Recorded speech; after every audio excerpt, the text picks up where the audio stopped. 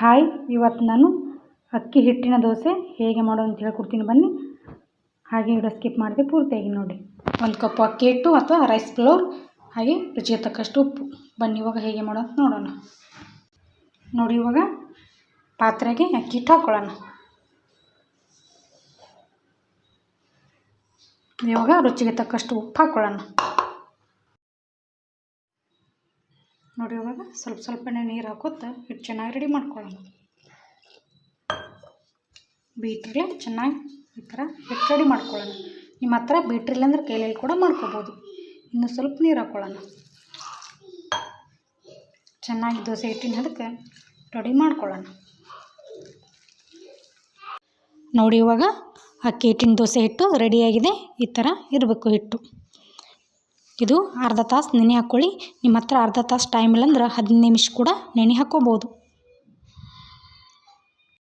ಬನ್ನಿ ಇವಾಗ ಅರ್ಧ ತಾಸು ಆಗಿದೆ.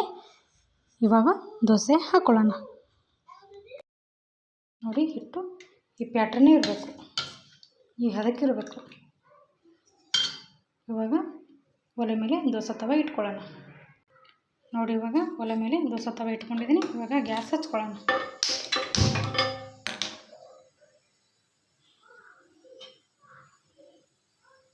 ತವ ಚೆನ್ನಾಗಿ ಕಾಯಲಿ.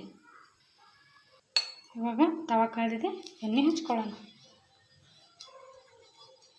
ಚೆನ್ನಾಗಿ ತವ ತುಂಬ ಇಲ್ಲ, ಎಣ್ಣೆ ಹಚ್ಕೊಳ್ಳೋಣ. ಇವಾಗ ದೋಸೆ ಹಾಕ್ಕೊಳ್ಳೋಣ. ಇವಾಗ ಸ್ವಲ್ಪ ತವಾಗೆ ನೀರು ಹೊಡೆಯೋಣ.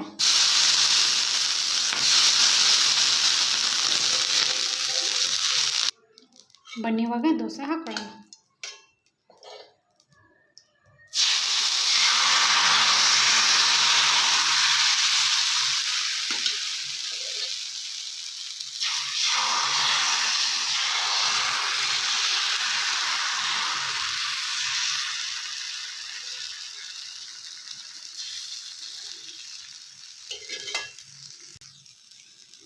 ಇವಾಗ ಸುತ್ತ ಎಲ್ಲ ಎಣ್ಣೆ ಹಾಕ್ಕೊಳ್ಳೋಣ.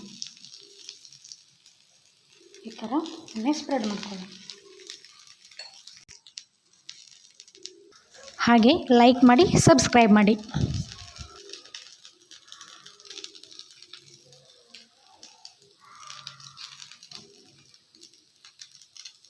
ಉರಿ ಮಧ್ಯಮ ಉರಿಯಲ್ಲಿರಲಿ. ಬನ್ನಿ ಇವಾಗ ದೋಸೆ ಮಗ್ಚ್ ಹಾಕ್ಕೊಳ್ಳೋಣ ಅಥವಾ ತಿರುವಿ ಹಾಕ್ಕೊಳ್ಳೋಣ.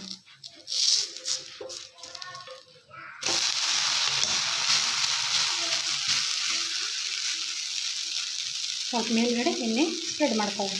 ಎಣ್ಣೆ ಹಚ್ಕೊಳ್ಳೋಣ. ನೀವು ಬೇಕಂದರೆ ಕ್ರಿಸ್ಪಿಯಾಗಿ ಬೇಯಿಸ್ಕೋಬೋದು, ಇಲ್ಲ ಸಾಫ್ಟಾಗಿ ಬೇಕಂದ್ರೆ ಸಾಫ್ಟಾಗಿ ಬೇಯಿಸ್ಕೊಳ್ಳಿ.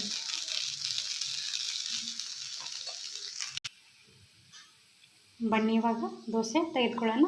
ಎಲ್ಲ ದೋಸೆನೂ ಇದೇ ಥರ ಮಾಡ್ಕೊಳ್ಳೋಣ. ನೋಡಿ, ನಾನು ಇಲ್ಲಿ ಮತ್ತೊಂದು ದೋಸೆ ಹಾಕ್ಕೊಂಡಿದ್ದೀನಿ. ಈ ಥರ ಕಲರ್ ಬರೋವರೆಗೆ ಚೆನ್ನಾಗಿ ಕ್ರಿಸ್ಪಿಯಾಗಿ ಬೇಯಿಸ್ಕೊಳತ್ತೀನಿ. ನೀವು ಇಲ್ಲ ಸಾಫ್ಟಾಗಿ ಬೇಕಂದ್ರೆ ಸಾಫ್ಟಾಗಿ ಮಾಡ್ಕೊಬೋದು, ಇಲ್ಲಾಂದ್ರೆ ಈ ಥರ ಕ್ರಿಸ್ಪಿಯಾಗಿ ಗರಿ ಗರಿಯಾಗಿ ಮಾಡ್ಕೋಬೋದು. ಟೇಸ್ಟ್ ಸೂಪರಾಗಿರುತ್ತೆ. ನೀವು ಕೂಡ ಟ್ರೈ ಮಾಡಿ. ಎಲ್ಲ ದೋಸೆನೂ ಇದೇ ಥರ ಮಾಡ್ಕೊಳ್ಳೋಣ. ನೋಡಿ, ಇವಾಗ ಎಲ್ಲ ದೋಸೆನೂ ರೆಡಿ ಮಾಡ್ಕೊಂಡಿದ್ದೇನೆ. ಹಾಗೆ ಒಂದು ಬೌಲ್ಗೆ ಸರ್ವ್ ಮಾಡ್ಕೊಂಡಿದ್ದೀನಿ. ನೀವು ಇಲ್ಲಿ ನೋಡ್ಕೋಬೋದು ಎಷ್ಟು ಚೆನ್ನಾಗಿ ಕ್ರಿಸ್ಪಿಯಾಗಿ ಬಂದಿದ್ದಾವೆ. ನೀವು ಕೂಡ ಟ್ರೈ ಮಾಡಿ, ಚೆನ್ನಾಗಿರುತ್ತೆ. ನೋಡಿ ಎಷ್ಟು ಚೆನ್ನಾಗಿ ಗರಿ ಗರಿಯಾಗಿ ಬಂದಿದ್ದಾವೆ. ಇದನ್ನು ನಾವು ಶೇಂಗಾ ಸಾಂಬಾರು ಮಾಡ್ಕೊಂಡಿದ್ದೆ, ಹಾಗಾಗಿ ಶೇಂಗಾ ಸಾಂಬಾರು ಜೋಡಿ ತಿನ್ಬೋದು. ಹಾಗೆ ಮೊಸರು ಜೋಡಿ ಕೂಡ ತಿನ್ಬೋದು. ನೀವು ಬೇಕಂದರೆ ಕೊಬ್ಬರಿ ಚಟ್ನಿ ಅಥವಾ ತೆಂಗಿನಕಾಯಿ ಚಟ್ನಿ ಮಾಡ್ಕೊಳ್ಳಿ. ಇಲ್ಲ ನಿಮ್ಮ ಹತ್ರ ಬಟಾಟೊ ಪಲ್ಯ ಐತಂದ್ರೆ ಅದ್ರ ಜೋಡಿ ಕೂಡ ತಿನ್ಬೋದು.